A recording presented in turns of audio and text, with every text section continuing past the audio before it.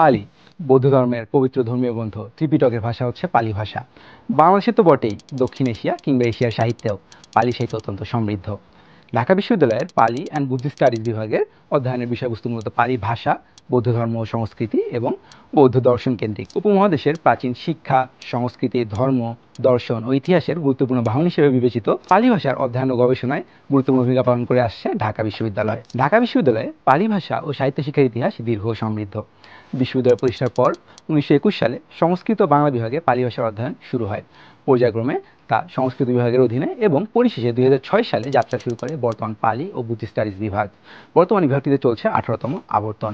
ঢাকা বিশ্ববিদ্যালয়ের পালি ও Buddhist studies বিভাগের বর্তমান আসন সংখ্যা রয়েছে মোট 50টি, যার মধ্যে 35টি মানবিক, 10টি বিজ্ঞান ও 5টি ব্যবসায় শিক্ষা শাখার জন্য বরাদ্দকৃত। এই বিভাগে ভর্তি হওয়ার জন্য ভর্তি পরীক্ষায় কোনো নির্দিষ্ট শর্ত পূরণ করতে হয় না।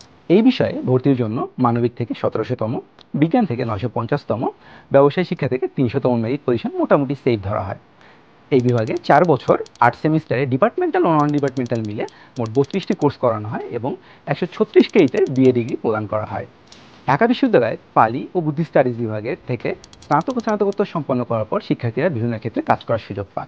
কর্মক্ষেত্র সাধারণত ভাষা সংস্কৃতি, গবেষণা ও শিক্ষায় বিস্তৃত। পালি ভাষা ও বৌদ্ধ ধর্ম বিষয়ক গবেষণা, পালি ভাষার সাহিত্য, ধর্মীয় গ্রন্থ অনুবাদ, সাংস্কৃতিক সম্পর্ক বিভাগ ও প্রত্নতত্ত্ব অধিদপ্তর, পর্যটন শিল্প গাইডের পাশাপাশি রয়েছে ইউনেস্কো, ইউনিসেফ, ওয়ার্ল্ড হেরিটেজ ফাউন্ডেশনে কাজের সুযোগ। এছাড়াও পালি বিভাগের শিক্ষার্থীদের জন্য রয়েছে বিশেষ শিক্ষা ক্যাডারে যাওয়ার সুযোগ। একই সাথে অন্যান্য যে কোনো সাধারণ সরকারি চাকরি, বেসরকারি চাকরি, এনজিওতে চাকরি ও বিদেশি উচ্চশিক্ষার সুযোগ তো থাকছেই। কোর্স কারিকুলামের মধ্যেই রয়েছে একটি ফিল্ড ওয়ার্কের সুযোগ, ফলে গবেষণা হাতেখড়ি শুরু হয় এখান থেকেই। পড়াশোনার পাশাপাশি রয়েছে বিভিন্ন গবেষণার ক্ষেত্রে কাজ করার দারুণ সুযোগ। বিভিন্ন জাতীয় ও আন্তর্জাতিক সংস্থা শিক্ষানবিশ হিসেবে এই বিভাগের শিক্ষার্থীদের গ্রহণ করে থাকে। যেহেতু এই বিভাগটি একটি মানবিক ধর্ম ও দর্শন কেন্দ্রিক, মানবিক রাষ্ট্র ও সুশাসন প্রতিষ্ঠার জন্য এবং যুদ্ধমুখর বিশ্বে শান্তি প্রতিষ্ঠায় এই বিভাগ অনেক বেশি প্রাসঙ্গিক। তুমি কি প্রস্তুত এই বিভাগে অধ্যয়নের জন্য?